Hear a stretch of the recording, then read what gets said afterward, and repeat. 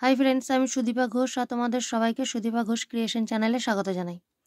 দেখো, আজকে আবার সামার প্রজেক্ট 2023 ফর ক্লাস 7, 8, 9, 10 ইংলিশের যে প্রজেক্টটা দিয়েছে সেটা নিয়ে আলোচনা করব। 3টে প্রজেক্ট দিয়েছে, তার মধ্যে একটা প্রজেক্ট আমি তোমাদেরকে আগের ভিডিওয়ে দিয়ে দিয়েছি, যেটা এডিটোরিয়াল পেজ থেকে 10টা নিউ ওয়ার্ড নিয়ে তার মিনিং লেখা, ওটা আগের ভিডিওয়ে দিয়েছি। আজকে যেটা করব সেটা হচ্ছে write a letter to a friend or a family member in English using simple phrases and vocabulary you have learned. তো দেখো, আমি বন্ধুকে লিখবো চিঠিটা। ডান দিকের কোণে প্রথমেই আমার ঠিকানা লিখে দিয়েছি।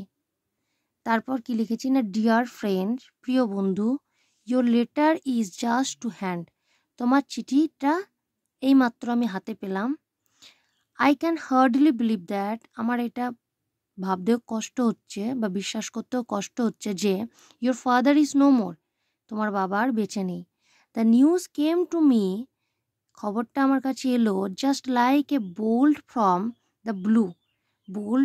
বোল্ট ফ্রম দ্য ব্লু মানে একদম বজ্রপাতের মতো, আকাশ থেকে বজ্রপাত হলে যেরকম হয় সেইভাবে যেন খবরটা আমার কাছে এলো।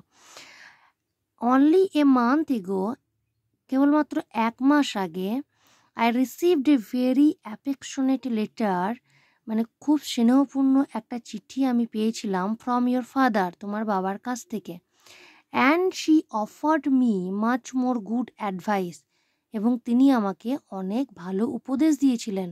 but death snatched him away cruelly, so cruelly, কিন্তু মৃত্যু তাকে খুব নিষ্ঠুরভাবে কেড়ে নিয়ে চলে গেল।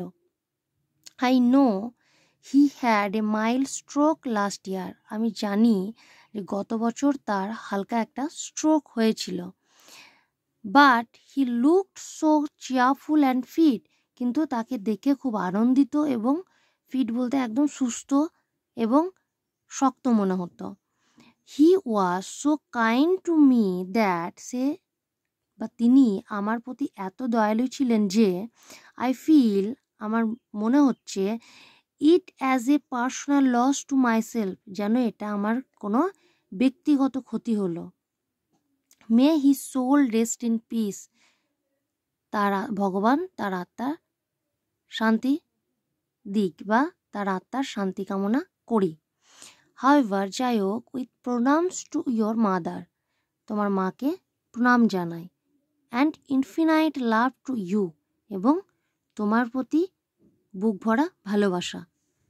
তারপর ডান দিকে নিচেতে কি লিখবো না, ইয়োর অনলি, তারপর নিজের নাম লিখতে হবে, এবং বাঁ দিকে এরকম করে বন্ধুর ঠিকানাটা দিতে হবে। বন্ধুর নাম লিখে বন্ধুর ঠিকানা, আমি আমার বন্ধুর নাম লিখেছি, এবং এইখানটায় যেন স্ট্যাম্পটা লিখতে না ভুলি, স্ট্যাম্পটা লিখতে হবে। এই ছিল পুরো ভিডিওটা। ভালো লাগলে অবশ্যই লাইক, কমেন্ট এবং শেয়ার করবে। আর যারা নতুন আছে আমার চ্যানেলে, তারা সাবস্ক্রাইব করতে চ্যানেলটি ভুলবে না, আরও অনেক ভিডিও পাওয়ার জন্য।